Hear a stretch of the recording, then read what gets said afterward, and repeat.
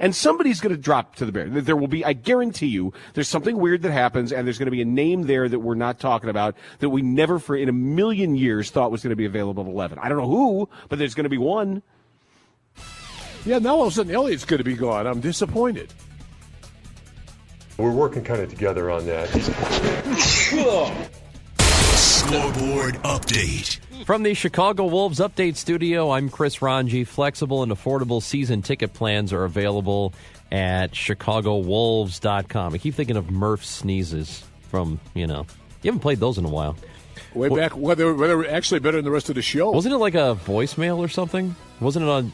That's what it was, right? Like he called Matt, I think, and or he called somebody and just left a voicemail, and he was sneezing throughout the voicemail that he left.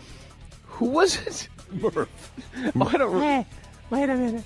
I don't. Right? Oh, yes, yes, I do vaguely remember that. It was I don't know if it was. I don't remember who it was. It was him or Lawrence or somebody. It was Matt. No, it was Matt. Matt saying it was him. That it was. Do we have it? That's it. But it was constant. Yeah, you guys. It's like he was throwing a cloud of black pepper in his face while he was talking. Can you imagine leaving a voicemail for somebody and not putting the phone down when you do that? Like you just did it right into the phone. Or just hang up and call and say, "Look, I'm sorry, I'm having an allergy attack. I'm going to call you back." Right? Right. At that point, you stop leaving the message. Right. You don't leave the message. Right. You call back when you stop sneezing. He was sneezing the entire message. Do we have the full message somewhere? No. I think we did. I don't think so. I don't remember that. But yeah, and I would get in every morning, and I would hate waking up in the morning because I'd have to go in and do his show. Then I would get in. And the first thing I would sit at my desk, and there, the light would be flashing as there would be messages from him, all the dumb sound he wanted, all the idiotic charts he needed printed out. Those are the ones I leave for you. Yes. Uh-huh. And print out my charts. And he would every message would start, "Hey, Matt Abaticola, it's Mike Murphy." Yeah, I know you. You don't need to say my full name. You don't need to say your full name. It's my voicemail. You don't need to address me. Right. Hey, just you get out there and be like, "Hey, it's Murph. I want this and this and this." Like whatever, you psycho killer. Jeez, man. Hey, just let loose it. But you didn't. Like who leaves? And then you just keep sneezing the whole time. The entire message is just sneezing. I'm like, what in the hell? Like, hang the phone up and call back when you're done sneezing, you idiot. Would you like to save this message, or would you like to retry it? If you're happy with your message, press 1. I'm definitely happy with that message. Hey, Matt Abaticola. Achoo! It's Mike Murphy. Achoo! If you're satisfied with your message, punch yourself in the face. God,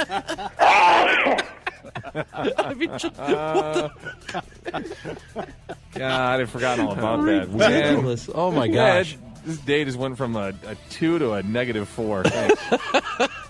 Hey, man, I just want you to be happy. They just report the news, right? It's worth it to just get Ranji going, though. Yeah. It's so much fun when something tickles Ranji. Well, the best with him is the Joe DiMaggio story, right? I played the wrong Joe DiMaggio Mr. Coffee commercial. No. That's when I almost lost my job. True story. So it was on a Monday, and here's what we would do. This is a brilliant idea for programming. We would play extra commercials during the commercial breaks because he thought the audience liked it, and so we'd have like a 5-minute break or something, and in the middle of it, he going in the break, he would say, "Hey, why don't you throw in that Joe DiMaggio Mr. Coffee commercial?" Like, yeah, Murph, that's a great idea. Let's extend this commercial break even more with a commercial that's not gaining any revenue for the station. Real smart. Cool. So there was radio sense, right? there. Makes real good radio sense, big guy. So there was, but hey, he had a full-time show. There was 2 Mr. Coffee Joe DiMaggio commercials. One was 54 seconds. One was 47 seconds. So a difference of 7 seconds. And I just went to the vault and I pulled it out and I played that one, or maybe it was in cart. I don't even remember what it was. They were in cart still at that time. And I played the first one I grabbed, and then that was on a Monday. He was extra cranky the entire rest of the day. Tuesday was like this. He was insufferable. Wednesday was even worse. Finally, Thursday morning before the show starts, he comes to my desk and he wants something. And I'm like, "Hey, is there a problem? Because like you've been like extra this week. So what's going on?" no, everything's fine. And I'm like, all right, because now's your chance. Let's just, let's get it out there. Let's work on whatever the problem is. No, that's fine. I'm like, all right. Passive aggressive. Right. So he walks away, gets about 10 feet away. He comes back. But there is a problem, though. And I'm like, oh, okay. There is a problem, though. Oh, really? No. Interesting. I'm glad. All right, well, I'm glad you brought it up because, I was just sitting here and everything was fine. Let me ask you a question. Yeah. Why'd you play the 47-second Joe DiMaggio commercial, not the 54-second one? Or maybe it was the other way around. I don't remember what it was. And I'm like, I don't know why. I pulled the first one, and whatever the first one was, well, I had my whole show planned out that day, and that 7 seconds really threw me off. It really threw me off for the rest of the show, and it threw me off for the rest of the week. And I was like, wait a second. I'm like, you're kidding, right? I mean, this is like, you're all of a sudden become a regular guy, and this is like, I'm on camera, and this is a funny prank, right? You're not serious. Yeah, I'm dead serious. You need to start taking this serious too. Like, you're mad because 7 seconds threw off your entire week? You're damn right it threw off my entire week.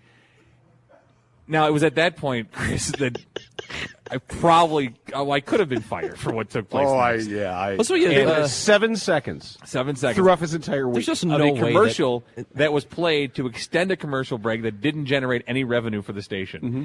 Had Lawrence not seen what was taking place, I would have lost my job that morning. Well, because you would have killed somebody. Well, not somebody. I would have killed him. That's what I mean. You'd not just lost your job. You would Not just anybody. You'd be in prison to this day. I wouldn't have killed him, but I was prepared at that point to lose my job and be arrested because I was going to punch him. I just don't. There's no. Well, do you remember the guy who almost did punch him? What was his name? I don't remember that. That was before I was there, and apparently he the smiling assassin. He punched. He broke his hand. He broke his hand. He broke his hand. Murph's face was like right there, and he swung, and he deliberately missed. Was that before I was here? Oh yeah. It was back on Belmont. Yes. Before me. That kid was crazy, and at the last second, he diverted his punch, and he hit like right in between where the soundproofing was and the cinder block, and busted his hand. He busted his hand on cinder block. Yep. Hey, man.